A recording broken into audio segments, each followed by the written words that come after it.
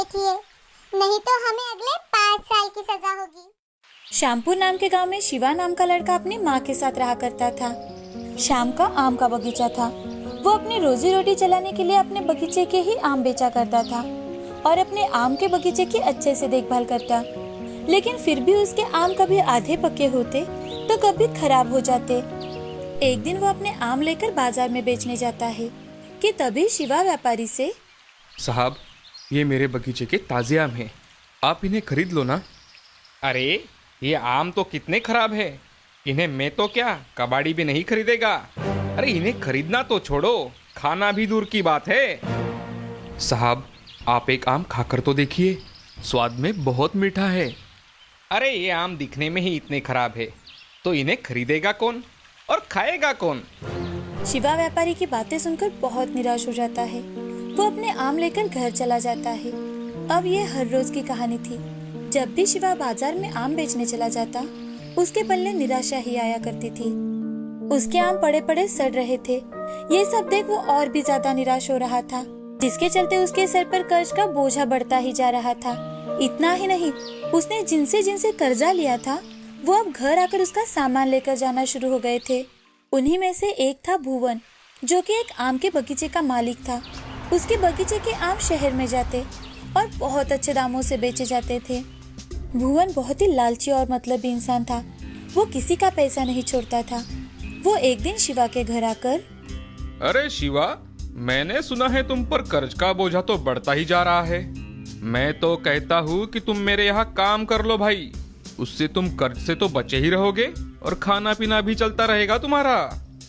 मैं मेरा देख लूंगा सेठ जी, आपके मशवरों की मुझे कोई जरूरत नहीं है। मैं सड़क पर रह लूंगा, मगर मैं आपके यहाँ नौकरी बिल्कुल नहीं करूंगा। शिवा की बातें सुन भुवन को बहुत ज्यादा गुस्सा आ जाता है और वो शिवा से, अरे ओ भूखे फकीर, खुद तो भिखारी है और मुझे ज्ञान बांट रहा है। जरा बातें औकात देखकर करनी चाहिए। मैं तो तेरी मदद कर रहा था, अब बहुत हो गया। 2 हफ्ते में मुझे मेरा कर्जा चुकता कर देना, नहीं तो ये घर और बगीचा दोनों भी छीन लूंगा, समझे? भलाई का तो जमाना ही नहीं रहा। भुवन शिवा को खरी खोटी सुनाकर वहाँ से चला जाता है। भुवन की सारी बातें सुनकर शिवा वही सोचते बैठ जाता है। तभी शिवा अपनी माँ से, माँ, मैंने इस भुवन का अगर कर्जा नहीं चुकाया तो ये हमारा घर और बगीचे की नीलामी कर देगा। मुझे तो अब गांव में कोई कर्जा भी देने के लिए तैयार नहीं है। अब मैं क्या करूँ माँ? शिवा की उदासी भरी बातें सुनकर शिवा की माँ रमा शिवा से, बेटे, ऐसे निराश होकर कैसे चलेगा? उस भुवन को तो तुम्हें अच्छा खासा सबक सिखाना चाहिए। वो इसी तरह से लोगों को लूटता है। तुम शहर जाकर क्यों नहीं देखते? शायद कुछ बात बन जाए। रमा की बातें सुन शिवा को नई उम्मीद मिलती है। शिवा अगले ही दिन शहर चला जाता है और शहर में जाकर कुछ दुकानदारों से कर्जा मांगता है, लेकिन किसी से भी पहचान ना होने के कारण उसे कोई कर्जा नहीं देता। सुबह से शाम हो जाती है। अब शिवा निराश होकर घर लौटने के लिए जंगल के रास्ते निकलता है। थोड़ी देर चलने के बाद शिवा को रास्ते में एक साधु बाबा बेहोश पड़े दिखाई देते हैं। ये देख शिवा उनके पास चला जाता है, उन्हें उठाने की कोशिश करता है, लेकिन वो उठते ही नहीं। अब शिवा अपने पास का पानी लेकर साधु बाबा के चेहरे पर छिड़कता है कि तभी साधु बाबा उठकर बैठते हैं। थोड़ा पानी पीने के बाद उन्हें अच्छा लगता है। बाबा, अब आपको कैसा लग रहा है? मुझे अब ठीक लग रहा है। तुमने इस बाबा की मदद की है। तुम्हारा हमेशा कल्याण हो। बोलो बेटे, तुम्हें क्या चाहिए? बाबा, मुझे कुछ नहीं चाहिए। मुझे सिर्फ आपका आशीर्वाद चाहिए, जिससे मैं मेरा कर्जा चुका सकूं। साधु बाबा अपनी पोटली में से एक बीज निकालते हैं और वो शिवा को देकर, बेटा, ये बीज अपने घर लेकर जाओ। घर जाकर इसे लगाते समय तुम जिस फल का नाम लोगे, उस फल का ये पेड़ बन जाएगा। ये तुम्हारी सारी गरीबी मिटाएगा। वो बीज अपने हाथ में लेकर शिवा बाबा से, धन्यवाद बाबा, अब मैं चलता हूँ। ऐसा कहकर शिवा साधु से आज्ञा लेकर घर चला जाता है। घर जाते ही अगले दिन शिवा वो बीज अपने बगीचे में लगा देता है और लगाते समय आम के पेड़ का नाम लेता है। 2 दिनों बाद ही वो बीज एक छोटे से पौधे में बदल जाता है। पौधा देखा तो शिवा बहुत ज्यादा खुश हो जाता है। तो शिवा खुद से, अरे ये तो चमत्कारी पौधा लग रहा है, जरा देखो तो। ऐसा मन में सोचकर शिवा घर चला जाता है। दिन ब दिन वो पौधा बड़ा होता जा रहा था। वो अपने बगीचे के बाकी के आम के पेड़ों के साथ साथ इस पौधे का भी अच्छे से ख्याल रख रहा था। अब 8वें ही दिन पौधा बड़े आम के पेड़ में बदल गया था।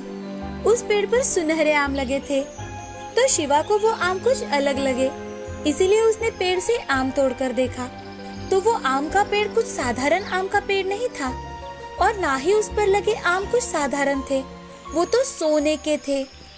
सोने के आम देखकर शिवा बहुत ज्यादा खुश हो जाता है। हे भगवान, आप बड़े दयालु हो। मुझ पर आपकी ऐसी ही कृपा दृष्टि बनाए रखना भगवान। अब शिवा पेड़ से और 4 आम तोड़ता है और वो 5 आम जाकर बेच देता है। आम बेचकर जो पैसे आए थे उससे वो भुवन का पूरा कर्जा चुका देता है। ये देखकर भुवन हक्का बक्का रह जाता है। काम के चलते भुवन ने शिवा को अनदेखा किया, लेकिन दिन ब दिन शिवा की तरक्की हो ही रही थी। उसने अपना सारा कर्जा भी चुका दिया। कुछ ही दिनों में वो अपने माँ के साथ अच्छे मकान में रहने लगा। साथ ही उसने बड़ी बड़ी गाड़ियाँ और जमीन खरीदना भी शुरू कर दिया। ये देख भुवन साहूकार शिवा से जलने लगा। वो मन ही मन, इस शिवा के बच्चे को ऐसा कौन सा खजाना मिल गया है जो इसके पास इतने पैसे आ गए हैं। मुझे कल ही उसके बगीचे में जाकर देखना चाहिए। भुवन अगले ही दिन शिवा के बगीचे में चला जाता है। वहाँ पर सोने का बड़ा सा आम का पेड़ देखकर वो चौंक जाता है और खुद से, ओ, तो इस शिवा का ये राज है। मैं अभी ये पेड़ काटकर इसके सारे आम चुरा कर लेकर जाता हूँ। ऐसा मन में सोचकर भुवन पेड़ के पास चला जाता है और आम निकालने के लिए हाथ ऊपर करता ही है कि तभी वो एक बड़े से गड्ढे में गिर जाता है। भुवन गड्ढे में गिरते ही जोर से आवाज होती है, तो आस पड़ोस के बगीचे वाले भी वहाँ आ जाते हैं। ये देख भुवन डर जाता है कि तभी शिवा वहाँ आकर, सेठ जी, मैं सोच ही रहा था कि अब तक आप मेरे आम के पेड़ को देखने के लिए कैसे नहीं आए। इसीलिए मैंने आपके आने से पहले ही यहाँ गड्ढा खोद के रखा था, जिससे मेरे आम कोई चुरा ना ले। ये सुन भुवन सिर पर हाथ मार लेता है और वो शिवा से, अरे अरे शिवा, मैं तो सिर्फ यहाँ देखने आया था भाई, कुछ चुराने के लिए नहीं। चलो मुझे बाहर निकालो यहाँ से। अब आपको तो यहाँ से पुलिस ही बाहर निकालेगी। आपने मेरे जैसे कितने गरीबों को गांव में ठगा है, आज उस सब का हिसाब होगा। अरे अरे शिवा, तुम तो मेरे बेटे जैसे हो ना। क्या क्या क्या तुम मेरे साथ ऐसा करोगे बेटा? वो क्या है ना सेठ जी, आपको अगर आज मैंने ऐसे ही छोड़ दिया तो आप हमेशा गरीबों को लूटते रहोगे और उनका नुकसान करते रहोगे। ऐसा कहकर शिवा पुलिस को कॉल करता है और उन्हें बुला लेता है। पुलिस के आते ही भुवन की बोलती बंद हो जाती है। पुलिस अपने साथ भुवन को चोरी के इल्जाम में लेकर चले जाती है। ये देखकर गांव वाले बहुत खुश थे, क्योंकि भुवन ने कई सारे गरीब लोगों को लूटा था। धीरे धीरे कर शिवा बहुत अमीर बन जाता है। अब हमेशा ही शिवा गरीबों में कुछ जरूरत की चीजें बांटता, नौजवान लड़कों को कर्जा भी देता ताकि वो तरक्की कर सके। अब शिवा और रमा दोनों माँ बेटे बहुत खुश थे। उनकी जिंदगी में जादुई सोने का आम का पेड़ हंसी खुशी लेकर आया था। इस कहानी से हमें ये सीख मिलती है कि जिंदगी में हमेशा सच्चाई के रास्ते पर चलना चाहिए और कितनी भी मुश्किलें आए उनका डट कर सामना करना चाहिए।